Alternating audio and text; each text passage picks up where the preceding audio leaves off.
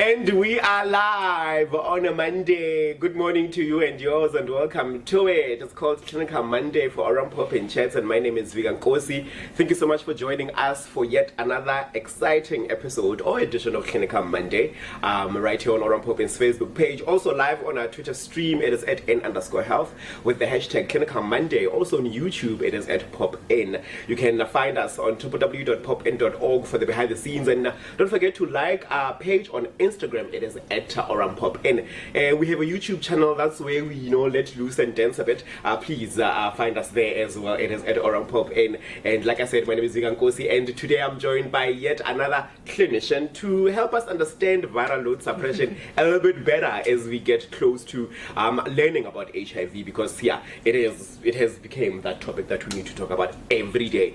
To help us understand this a little bit more, today we are looking at what is viral load. It is Mpho Mankayi from Mpho in eThekwini, and yes, today, serving us this beautiful space. It is Mpho in eThekwini. We are in Florida Road, by the way. If you want to pop in, make sure that you are there. Please leave your comment on the comment section, and your questions right here on Facebook and actually anywhere else, and send through those questions as we understand viral load. Nonetheless, thank you so much for joining us, Mpho. Good morning to you. Happy Nurses Day. Previous former. Yeah. Thank you.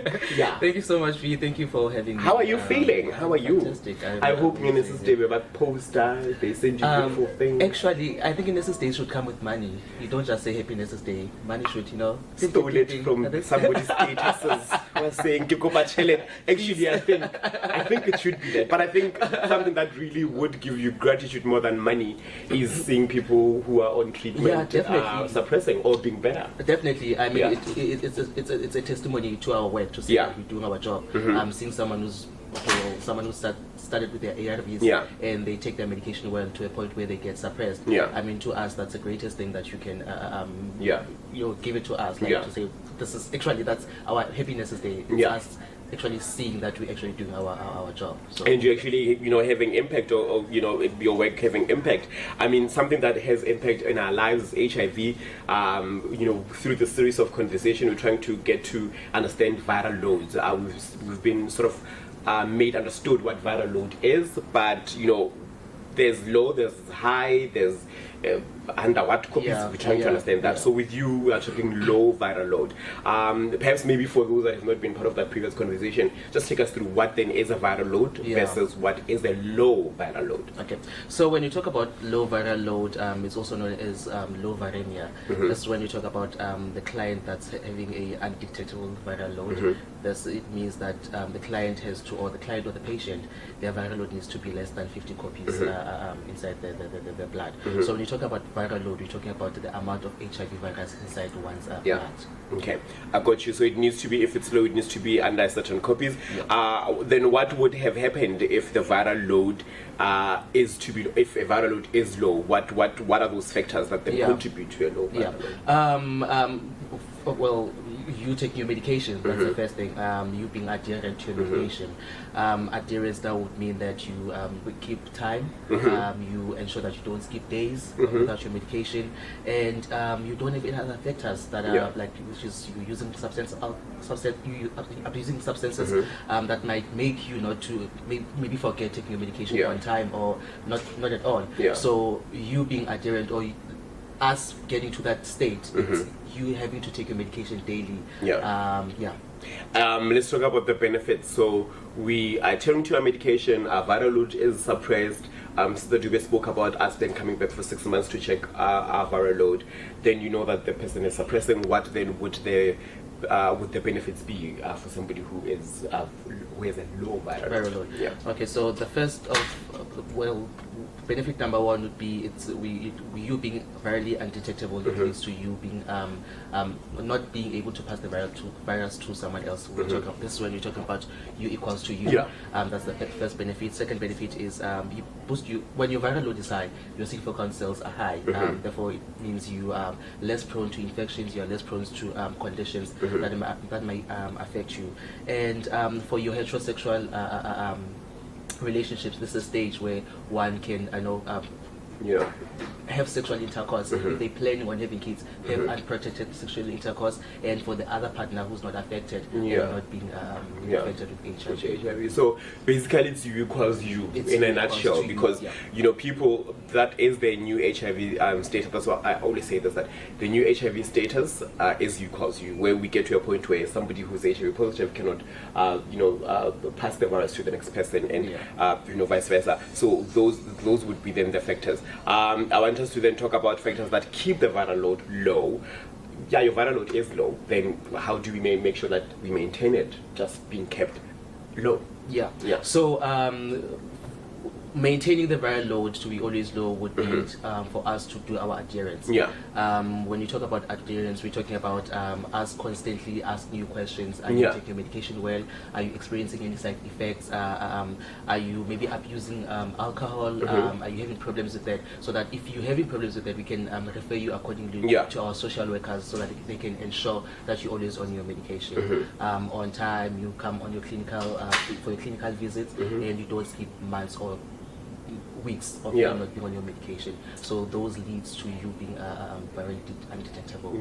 I'm talking to a social worker a little bit later to try and understand the psychological, actually even the psychosocial part of why somebody would not be suppressed or would not have a viral load that is low, or an undetectable viral load. In your view as a clinician, why are people? I mean, information is there. We have Clinical Mondays, we have posters, so there's a lot of HIV information really, at our fingertips, but it still looks like, especially when it comes to the third 95, second and third 95, we are struggling there a bit, because I think the first 95 we've got it covered. We're getting new clients. I mean, we're putting them on treatment, we're initiating, but then to prolong that and keep them in care, it looks like it's a problem. Then also, that affecting our third 95. Why is it that, in your perception as a clinician, that people are not being virally suppressed, even though there's so much information? It's not even according to my perception. It's what I've got into experience, or when you have that one-on-one interview with clients. First would be your drug and alcohol abuse. So our clients would tend to say, okay, well, I was drunk, I forgot my medication, blah, blah, blah, blah, blah. So if you are abusing drugs, definitely it will lead you to a point where you forget on doing some other things, because it makes you to be being able to be in touch with the world. So it takes you out of that state of being normal. So you obviously forget to take your medication on time. And we talk about your non-disclosure, which I found to be a huge problem, especially with men who live with men MSM who are living with HIV.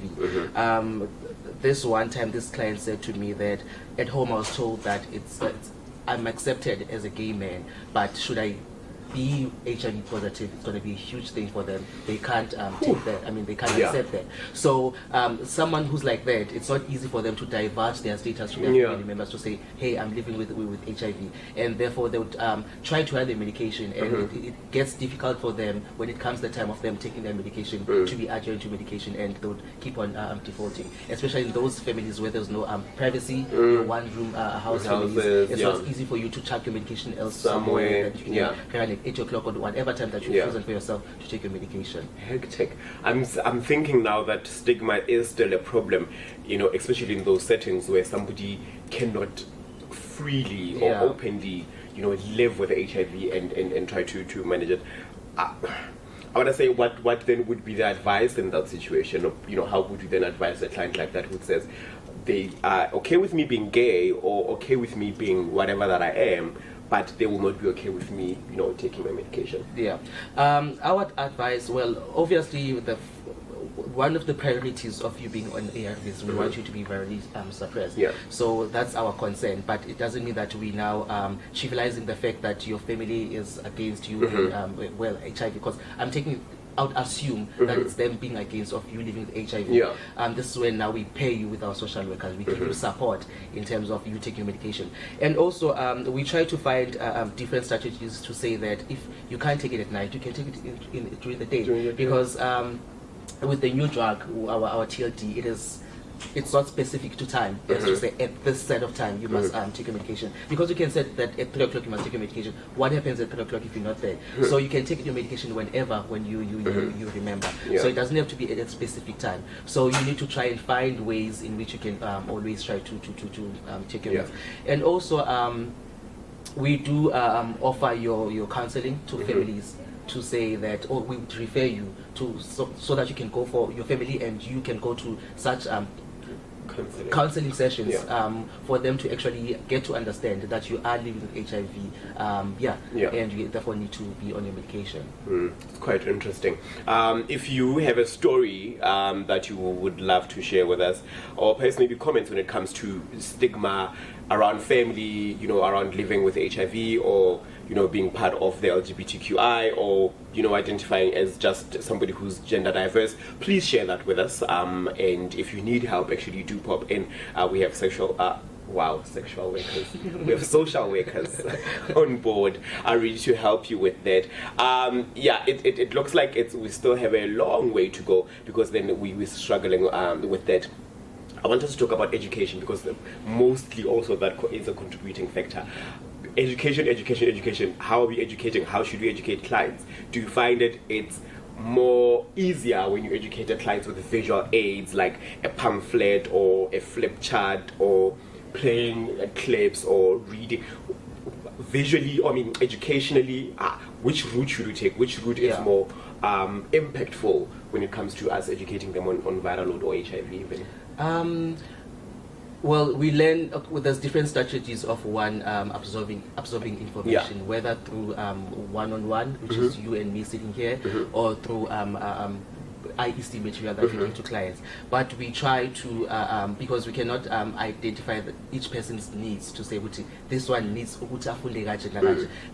this is where we try to say now, we offer you that education when you come and consult me with me as a clinician, to say, we're going to touch on adherence, we're going to touch on viral load, because you do have a right as a client to know what is adherence, what is viral load, and also we would give you IEC material to say, take home and read on your spare time. Should you not understand anything, you are free to always call our clinic and ask questions, or on your next appointment date, ask questions where you having problems and maybe you don't understand certain parts of the pamphlets. But mostly we do educate clients, and also what I found to be more rewarding for clients, they get happy when they get to learn that they are virally undetectable, and for them it becomes easy for them to continue taking the medication and being adherent to medication. Let's touch on that, because also you might teach me about ARVs, but I don't know about these ARVs. Let's touch on the variety of ARVs that will help us then be virally suppressed. You spoke about TLD. Chances are it is an abbreviation of something very long. But give us then a sense of what would be TLD, because you're also saying that it's a new type of a medication, or it's a new ARV versus what was used previously in terms of ARVs. So previously would use your TE, we call it tenofovir. TE, it consisted of tenofovir, effervescent, and what is it, emtricitabine. So with that, it had a low genetic barrier of resistance. So a lot of clients would miss their medication for months or for years. They would easily be resistant to medication, and by the time you try to reinitiate the client with the medication, it wouldn't be effective. But now when you're talking about TLD, which is a new drug, we're talking about your tenofovir, we're talking about your lamivudine, we're talking about your dolutegravir, which has a very high genetic resistance to barrier to resistance, meaning that it takes a while a client to actually be resistant to that medication. So this is a drug that has it suppresses viral load very rapidly and very quickly inside one's system. So that's the current drug that we're currently rolling out to clients. So I think it has become a little bit easy for us to then manage HIV in that sense. If we have medication like TE, we have a clip up of actually you explaining the TE on our social media platforms. Make sure that you find it to better understand the TLD and TEE, on what is in their making, and how impactful they are, and how they look like, things and stuff like that. Mpho is giving us a 411 on Twitter handle there. It is Pop in. Two last questions that Mpho, I'm going to let you go. As the Dube spoke about seroconversion, serodiscondant. See, big words. Serodiscondant couples. It is a norm. I mean, we do have couples that are, one is HIV positive and the other is not. What then happens with that couple in terms of viral load and Viral how load, it's affected. And yeah. One thing I like about serodiscordant couples, we do have medication for both clients, or treatment rather for both clients, because the one, so when we talk about serodiscordant, we're talking about a couple where one is living with HIV and the other partner or party is not living with HIV. So now it becomes actually very interestingly, it becomes very interesting to see both couples being on medication, which is the one that's not living with HIV. We advise the client to be on PrEP, to take their daily PrEP, and the one that's living with HIV to take their ARVs. So it becomes very encouraging to the ones that are living with HIV that my partner is also taking their medication daily, and I can also take. So it becomes that one thing to say at 8 o'clock my child is babysit, or 10 o'clock, whatever time that you choose for yourself. Therefore, we it's a support, because when you are taking your medication, ultimately you get to be virally undetectable, and it becomes very difficult for one that's living with HIV to pass the virus to the person that's not living with HIV, especially that they would be undetectable, and that the ones that are not living with HIV, they'll be taking their PrEP to prevent themselves from being it's quite interesting. So then I become undetectable, right? I mean, I don't become undetectable. The virus becomes undetectable, and then I cannot pass it on. Does it mean that the partner should continue taking a PrEP if it's a serodiscordant couple? Because then if I'm undetectable, it means the virus cannot be transmitted to the next person. So should they leave their PrEP just because I'm undetectable, or should they continue? You can't leave your PrEP. You have to be always on your PrEP to protect yourself. And also, it will depend that maybe, well, if you have I don't want to box people, but if you in such relationship, I wouldn't advise you to stop taking your PrEP. Even if you see other people besides your partner that's living with HIV and take their medication, but I wouldn't advise anyone to leave or stop taking their PrEP. So they should continue taking their PrEP, whether the partner is undetectable or not. Well, obviously they're not. You have to continue taking your medication. Undetectable equals untransmittable. That is the new HIV status. Last words before we get to session 2 of this conversation is how often then should a person test, especially in that certain way. It's a why do I like to say serodiscordant couple? How often should they? Because this one who's HIV positive, obviously they have, they're coming back to, checking their virus, to take their bloods after 6 months, after a year. This one, should they always come at that time as well? What's the testing, or what's the often revisiting of the right now the current guidelines say that we clients need to test each and every 6 weeks, but according to our PrEP guidelines is the client would test each and every visit that come at the facility, meaning at initiation we test, at 3 months we test again, and as frequently as they would love to, they choose, they should often test whenever they visit the facility, which would be guided by us giving them PrEP. So say at 1 month you test, 3 months you test, 6 months you test. Most definitely.